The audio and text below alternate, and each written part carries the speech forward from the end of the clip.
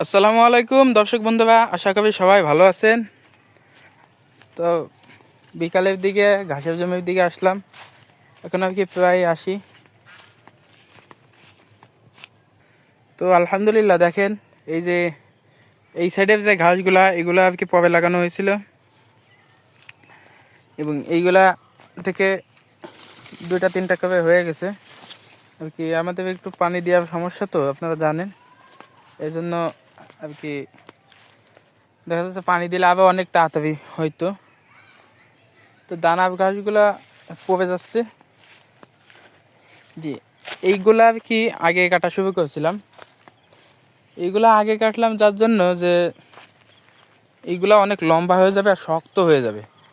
আর এইগুলা কাটতে কাটতে দেখা যাচ্ছে বর্ষার সিজন চলে আসবে, এইগুলা একভাবে কেটে দেবো, সব কাটা হয়ে যাবে। তারপরে এই সাইড ধরবো, কারণ এই সাইডে আর কি এই ঝাড়টা বাঁচায় রাখতে চাচ্ছি আমি। কেননা এই সাইড কাটতে কাটতে দেখা যাচ্ছে এই সাইড কাটা হয়ে যাবে যখন, এই ঝাড়গুলো মনে করবেন এই যে এখন যেগুলো কাটা হচ্ছে এগুলো দেখা যাচ্ছে ফোর বের গেছে, তখন বড় হয়ে যাবে। এগুলো বড় হয়ে থাকবে বৃষ্টির সিজনে। আল্লাহ রহমতে দেখা যাচ্ছে যদি বৃষ্টি দেরিতে হয় তাহলে দেখা যাচ্ছে আরও একবার কাটতে পারি। আর যদি তাড়াতাড়ি বৃষ্টি হয় তাতে দেখা যাচ্ছে পানির উপরে উঠে যাবে। পানির উপরে উঠে গেলে আল্লাহ রহমতে সেরকম কোনো সমস্যা হবে না ঘাসের।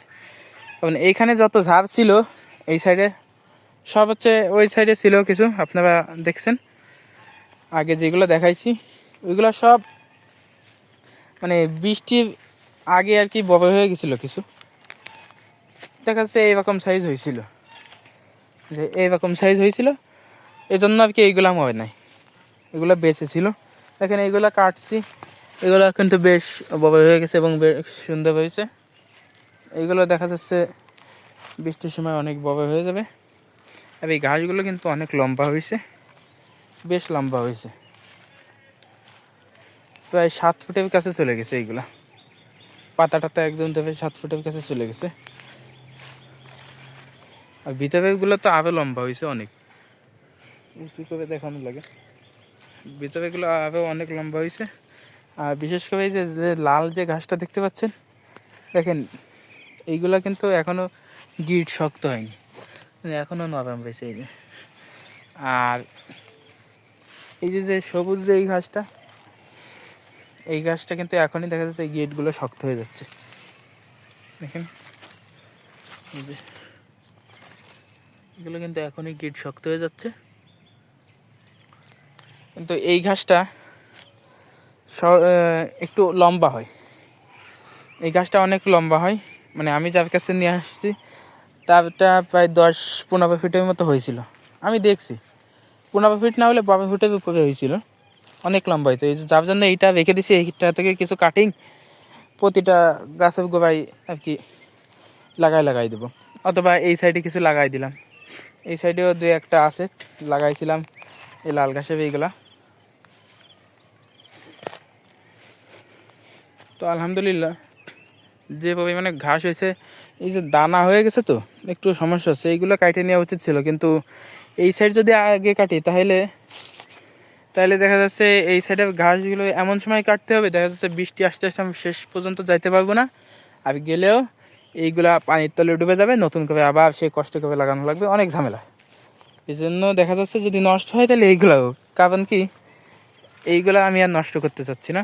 এইগুলো দেখা যাচ্ছে এমনিতেই অনেক ভালো হয়ে গেছে, এগুলো যদি বেঁচেও থাকে পরবর্তীতে দেখা যাচ্ছে এরকম লম্বা হয়, বৃষ্টির সময় যদি এরকম লম্বা হয়ে থাকে তাতেও কোনো সমস্যা নেই আলহামদুলিল্লাহ। যে ছোটো চাষা এখানে দেখছিলাম যে লম্বা হয়েছিল সব পানিতে ডোবা ছিল, সেগুলো কিচ্ছু হয়নি। এই যে দেখতে পাচ্ছেন এইগুলো কিন্তু সবই পানিতে ডোবা ছোটো চাষা এইখানে। তো ওইখানে আর কি কিছু হয়েছিল না, কোনো সমস্যা হয়েছিল না, সবগুলোই বেঁচে ছিল। তো আমাদের এখানে সেইভাবে আর কি করতে চাচ্ছে, যেহেতু প্রতি বছর আমাদের এখানে পানি জমে, তাও 1 হাতের উপরে পানি জমে যায়, অল্প না, 1 হাতের উপরে পানি জমে যায়। মূলত এই গিট পর্যন্ত হচ্ছে পানি থাকবে, এই গিট না হোক সব হচ্ছে এই মাঝখান পর্যন্ত থাকবে, এর কম হবে না। এগুলো দেখা যাচ্ছে এখনই মনে করেন কাটিংয়ের উপযুক্ত হয়েছে, এইগুলো থেকে আর কি কাটিং বানানো যায়। তো পানিতে যখন থাকবে তখন দেখা যাচ্ছে আরও লম্বা হবে, সেরকম একটা লম্বা হবে না, অল্প একটু লম্বা হবে। তারপর পানি ফুরাই গেলে এই ঘাসটা কেটে দেবো। কেটে দেওয়ার পরে গোড়াতে যেগুলো ফলবে পাবে ওই গোড়ায় একটু মাটি দিয়ে দেবো, এই যে পিলির থেকে অথবা এই সাইডের থেকে মাটি তুলে দিলাম, তখন ভালো হয়ে যাবে, কোনো সমস্যা হবে না আল্লাহর রহমতে। তো এই ছিল আমাদের আজকের ভিডিও, আমাদের জন্য দোয়া করবেন। আসসালামু আলাইকুম ওয়া রাহমাতুল্লাহ।